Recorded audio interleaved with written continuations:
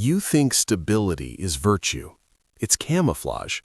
Your calm exposes weakness. Unshakable men aren't kind, they're untouchable, feared, and selected, while you're exploited. You were trained to see the world through a soft lens. Stability meant being agreeable. Control meant being emotionally intelligent. Calm meant being harmless.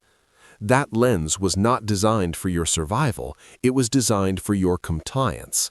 The first move is to destroy it. What you call morality is often just social glue. Behaviors rewarded because they make you predictable, readable, and easy to manage.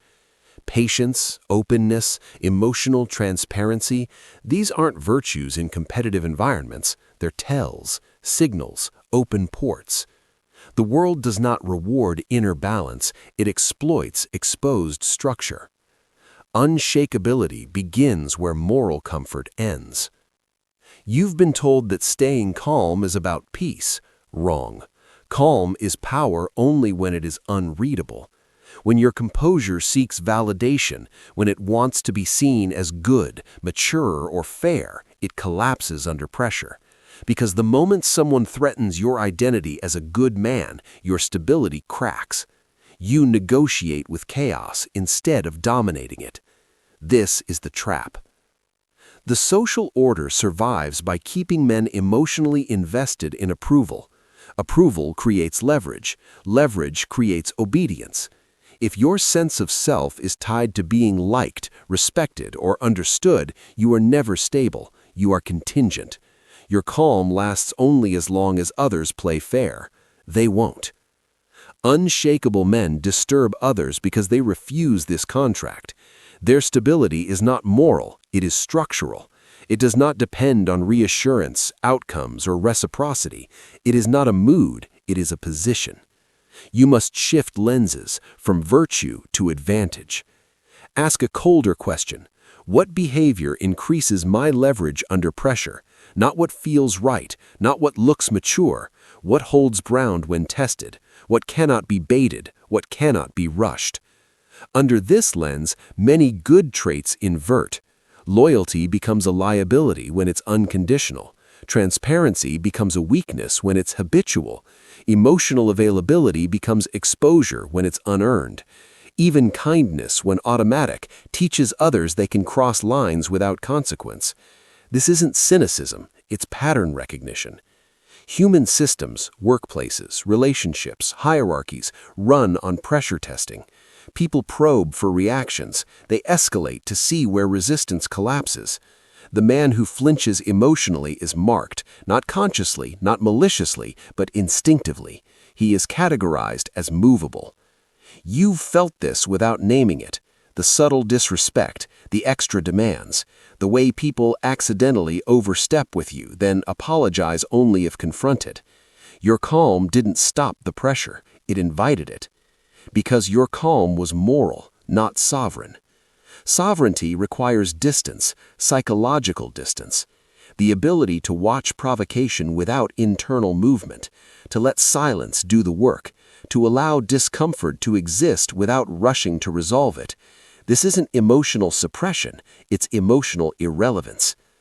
The lens shift is brutal because it kills a fantasy that being good will protect you. It won't.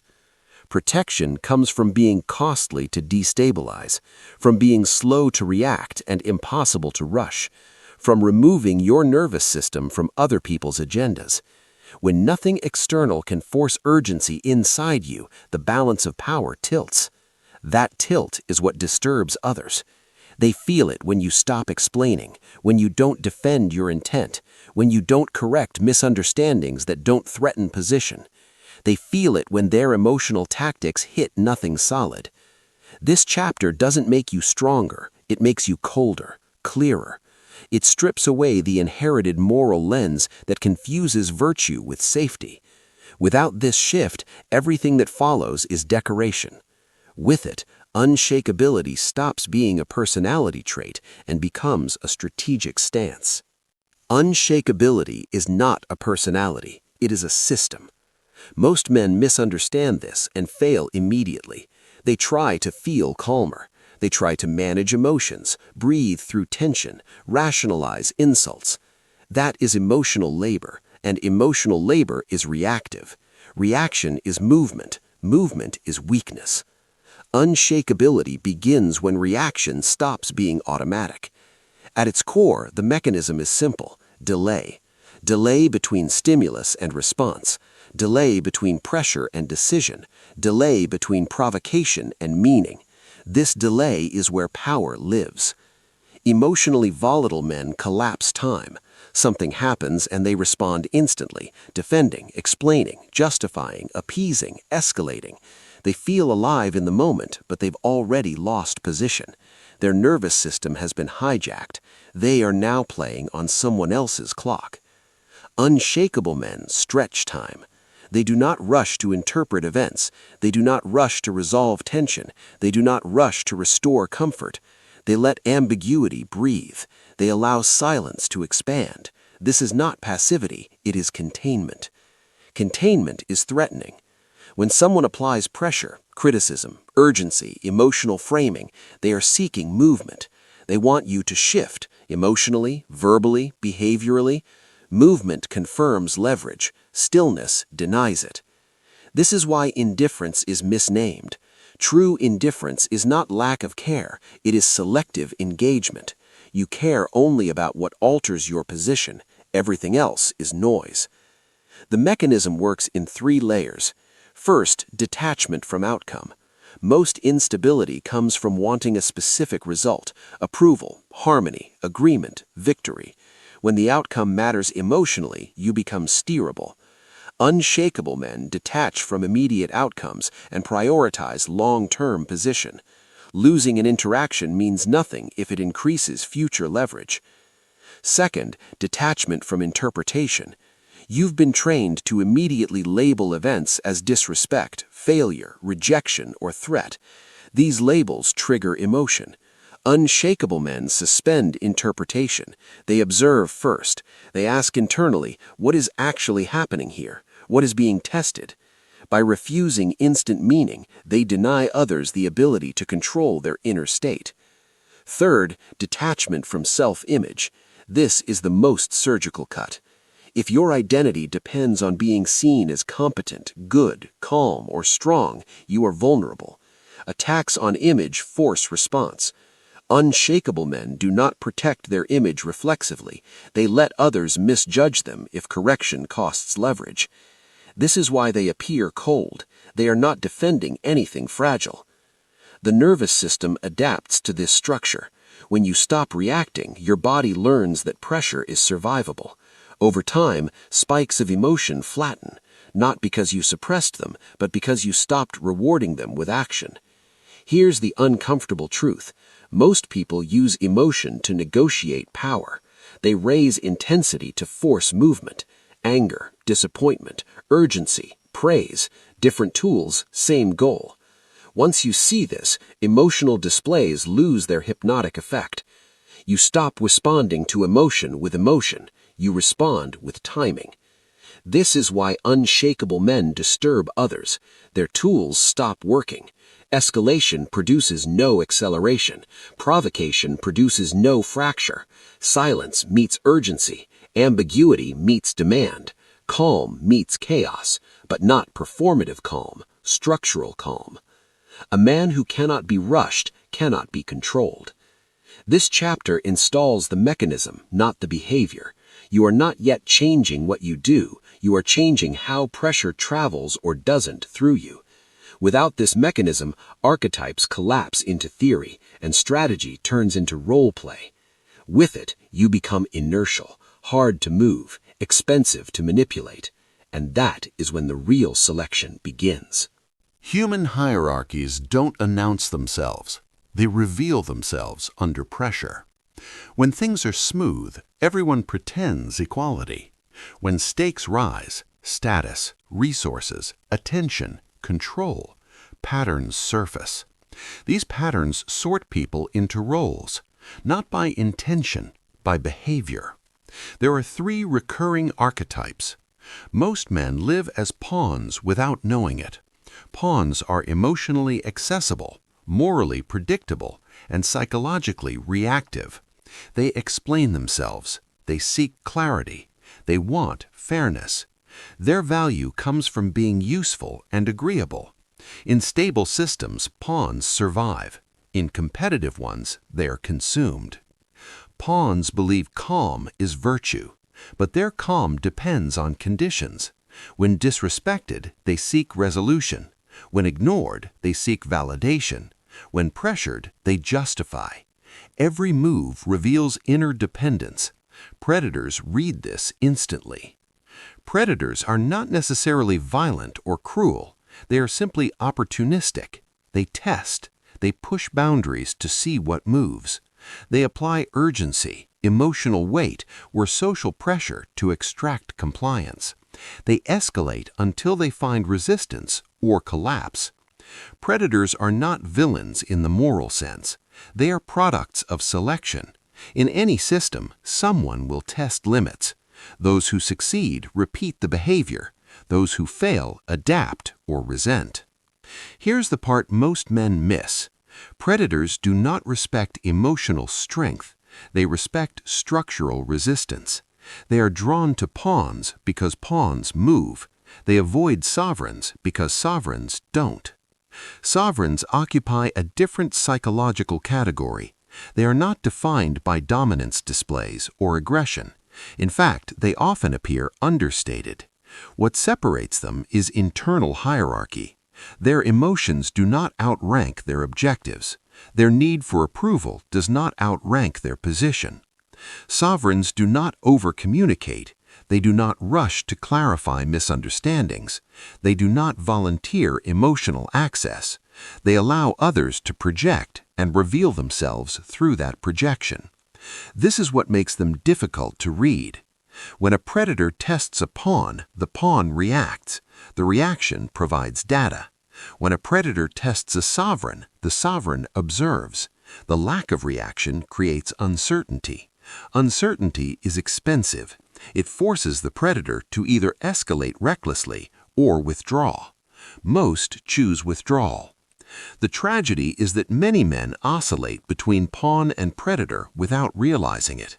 They are passive in environments where strength is required, then aggressive where restraint would serve them better.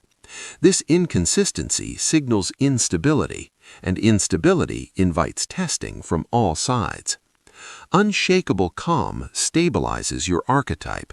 It moves you out of the pawn category without forcing you into predatory behavior. You stop reacting like prey, but you don't chase like a hunter. You hold ground, you wait, you let others reveal intent through pressure. This is deeply unsettling to social systems built on emotional exchange. People expect reactions. They expect reassurance, friction, or submission. When they get none, they feel exposed. Their tactics lose camouflage. This is why unshakable men are often labeled intimidating or hard to read. These labels are not criticisms, they are admissions of lost leverage. This chapter forces a mirror. You must identify which archetype you currently inhabit and where. Not who you think you are, how you behave when stakes rise. Because the system doesn't care about intention. It selects based on response. Once you see these roles clearly, you stop taking behavior personally. Tests become information. Pressure becomes a diagnostic tool. And your stillness stops being a personality quirk. It becomes a filter. Those who seek control reveal themselves. Those who respect boundaries adapt. Those who cannot do either remove themselves. This is not isolation, it is hierarchy alignment. And from here, the threat deepens. Unshakable calm is not neutral, it is a provocation. Most men believe hostility is triggered by aggression, arrogance, or dominance displays. That's a surface-level read. In reality, the fastest way to attract hostility is to refuse emotional participation while still holding position. Stillness threatens systems built on reaction. Human groups maintain order through emotional feedback loops, approval, shame, urgency, guilt. These tools regulate behavior without force. When someone steps outside those loops, the system responds like a body rejecting a foreign object. Not because you attacked it, because you didn't respond to it. History is clear on this. The most dangerous men were rarely the loudest. They were the ones who listened, waited, and spoke last. Their composure created asymmetry. Others couldn't tell what they felt, feared, or planned. That uncertainty bred paranoia, resentment, and preemptive aggression. Stillness removes predictability. Unpredictability destabilizes hierarchy. This is why your composure gets tested the moment it becomes real. People escalate emotion when they lose leverage. They raise intensity to force movement. When that fails, they reinterpret your stillness as arrogance, coldness, or threat. This is projection. They are not reacting to what you do. They are reacting to what they can no longer do to you. Consider this. A man who explodes can be managed. A man who pleads can be directed. A man who explains can be corrected. But a man who observes, delays, and withholds reaction cannot be steered without cost. So the system probes harder. Sarcasm becomes sharper. Deadlines become urgent. Moral language appears. Be reasonable. Be a team player. This isn't like you. These are not appeals. They are containment attempts. They exist to pull you back into the emotional economy. When you refuse, hostility surfaces. Not overtly at first, subtle disrespect, exclusion, passive resistance. The goal is the same, reassert emotional hierarchy. Either you react or you pay a social price. Unshakable men accept this price early to avoid paying a larger one later. Here's the inversion most men resist. Hostility is not proof you are doing something wrong. It is often proof that your position is no longer negotiable. Calm does not create enemies, it reveals them. Throughout history, neutral figures were attacked not for betrayal, but for refusing alignment.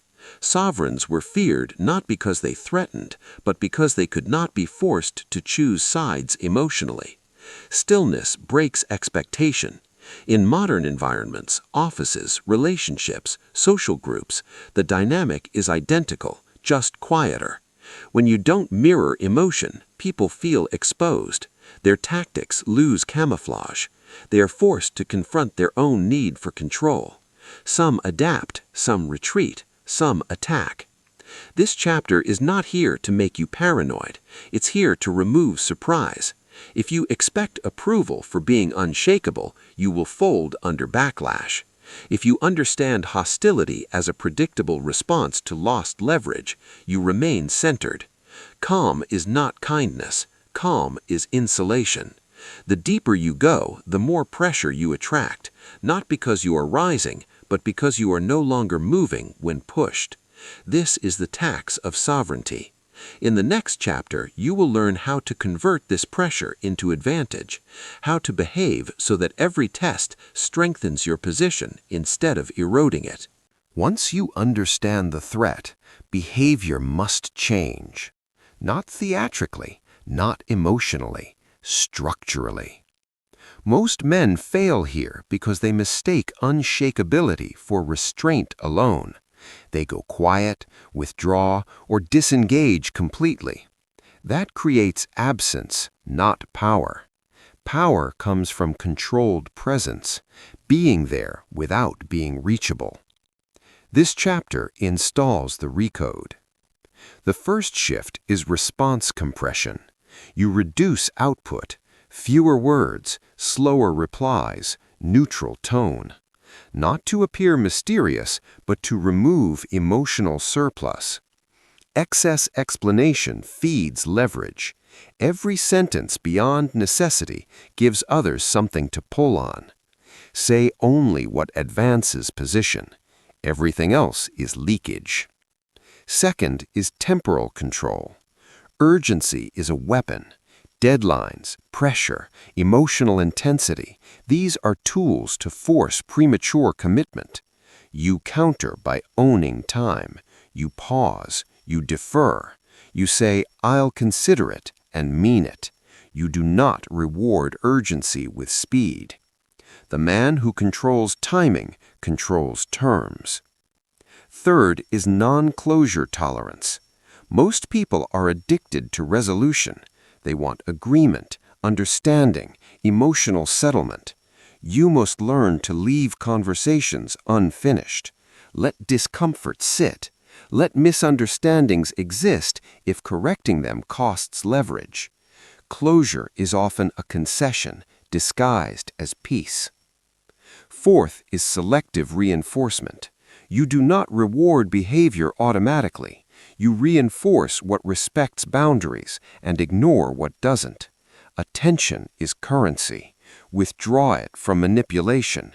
Grant it to alignment.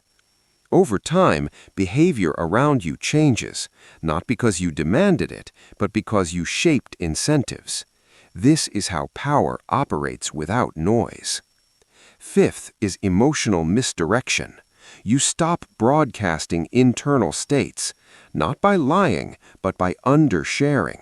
You don't announce irritation, excitement, or doubt. You let others guess. Guessing creates caution. Certainty creates boldness in others. Opacity is protection. This recode feels unnatural at first because you were trained for transparency and harmony. But harmony without leverage is submission. You are not becoming cruel. You are becoming non-negotiable where it matters. Notice what this does to pressure tests. When someone pushes, they get less reaction, less explanation, less urgency. Their effort yields diminishing returns. Eventually, testing becomes inefficient. Efficient predators move on. Those who remain are different. They adapt. They respect boundaries. They negotiate cleanly. These are the only people worth engaging long term. This chapter does not make you dominant in a dramatic sense. It makes you expensive to move. Every attempt to rush, guilt, or provoke you fails quietly. That quiet failure reshapes the hierarchy around you. You don't need to announce boundaries when behavior enforces them. By now, your external behavior and internal mechanism are aligned, but one final cut remains.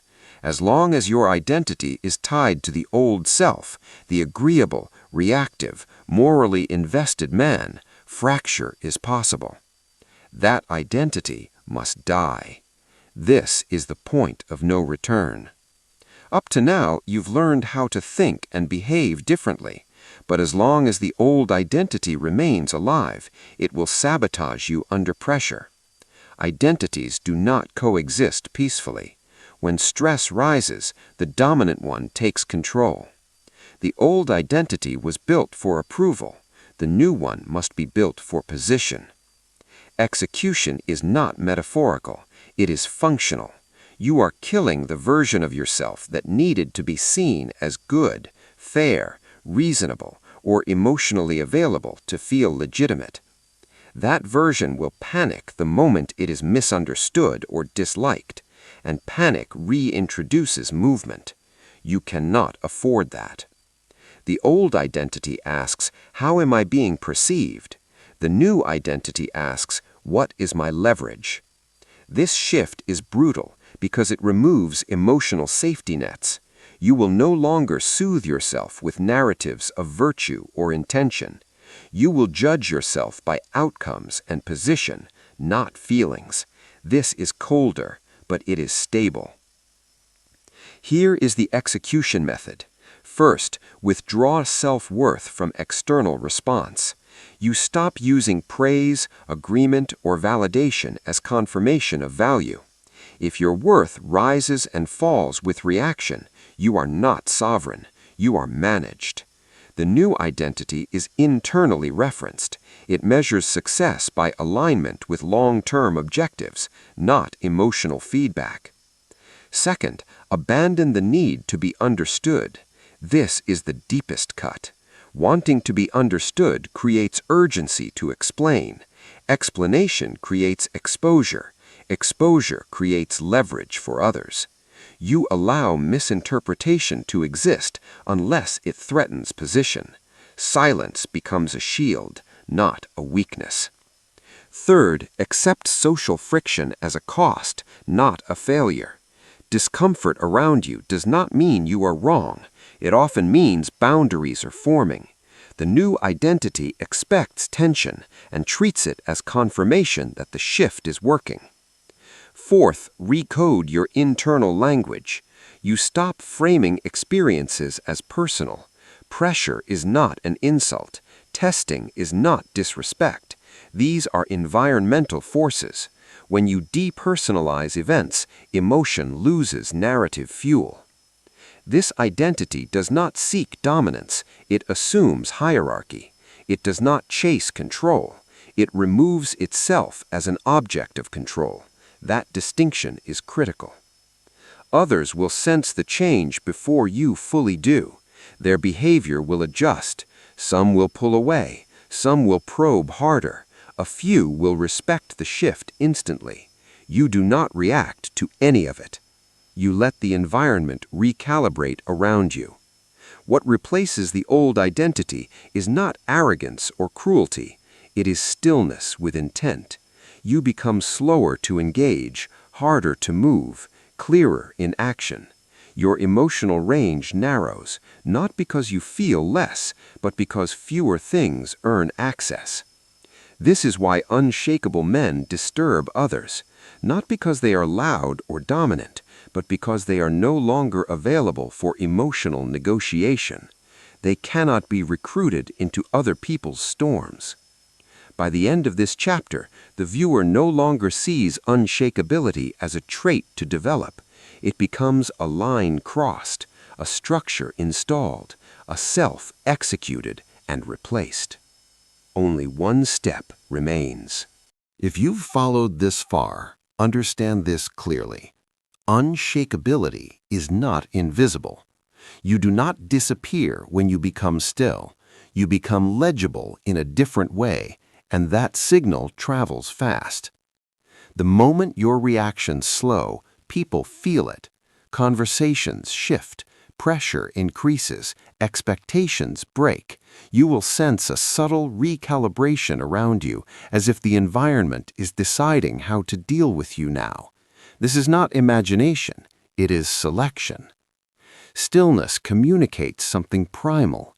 This man is no longer managed by emotion. For some, this registers as competence, for others as threat, for many as danger they can't name. Expect 3 responses.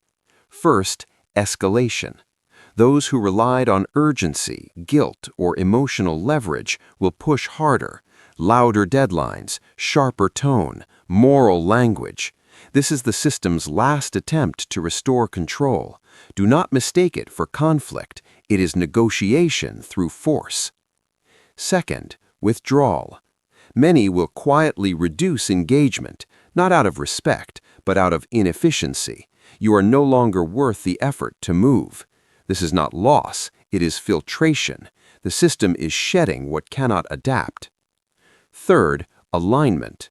A small number will adjust immediately.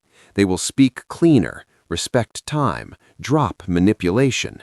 These are not kinder people, they are calibrated ones. They recognize sovereignty when they see it. Your mistake would be to soften now. Men fail at the end because they seek relief. They want harmony restored. They want reassurance that they're still liked, still safe. That desire reopens the old identity. The system senses it and reasserts itself. Do not blink. Stillness is not something you turn on and off. The moment it becomes conditional, it collapses. You cannot be unshakable only when it's comfortable. Pressure is the proof. Here is the final inversion. Being feared is not the goal. Being untouchable is. Fear invites challenge. Untouchability invites distance. Distance preserves autonomy. Autonomy preserves position. If you retreat now, if you dilute this stance with explanation, apology, or emotional signaling, you will be reset. The system will remember that pressure works on you, and next time it will apply it faster. This is the warning. Unshakeability is irreversible only if you make it so. The moment you cross this line, you stop seeking permission to hold your ground. You stop announcing boundaries. You stop negotiating your inner state. You become still. And stillness, once established, selects everything that remains around you. Those who can operate without leverage stay. Those who cannot remove themselves. That is the final sort. No applause, no closure, just position.